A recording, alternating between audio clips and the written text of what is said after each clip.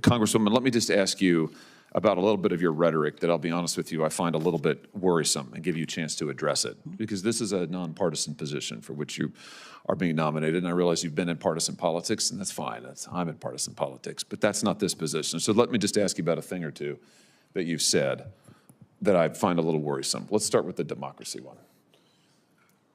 We heard a lot of talk in this most recent election now concluded about Republicans, and particularly the now president-elect, being a fascist, which I think is incredibly irresponsible rhetoric.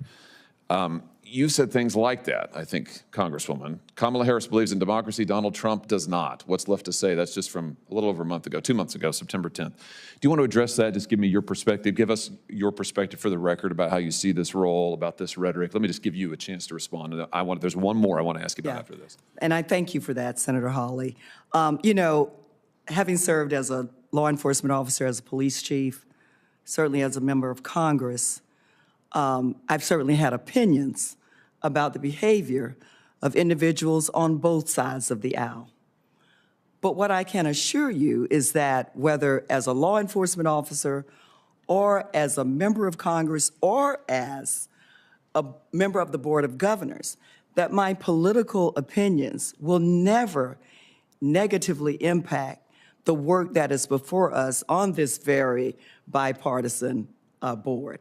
Matter of fact, I currently travel all over the country, asked to do so, along with former Republican members, to talk about the importance of working together in a bipartisan way. I believe it is the only way that we can get the big things done.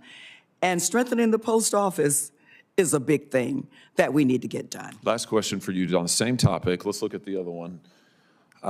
This is about the current president-elect's ability, constitutional right to serve. You said after the Civil War, we ratified the 14th Amendment. It says people try to overthrow the government should be banned. Donald Trump tried to overthrow the government. This was in reference to the cases that tried to get the former president, now future president, kicked off the ballot.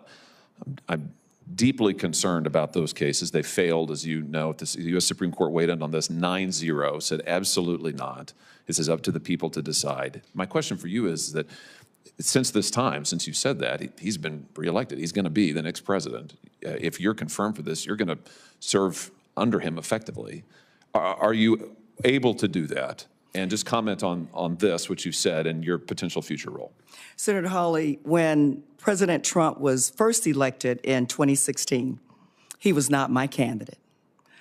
But I went to his inauguration because the American people had spoken. And I wanted to, in a very unified way, be there to support the President of the United States because the people had spoken. I believed it was a free and fair election, and it was important for the country to move forward. I was in the House chambers on January 6th. As you well remember, it was a tough time for our nation, I think, for the members of Congress and the American people. Expressing my opinion coming out of that very tough time, we moved forward. The same person has been reelected. The American people have spoken, and I respect the will of the people. Again, I can assure you that any personal opinions or things that were said during a specific time in our history will not negatively impact my commitment to working with the Board of Governors to protect and strengthen the United States Postal Service so those people who live in rural areas that we both care about can receive the service that they deserve. Thank you.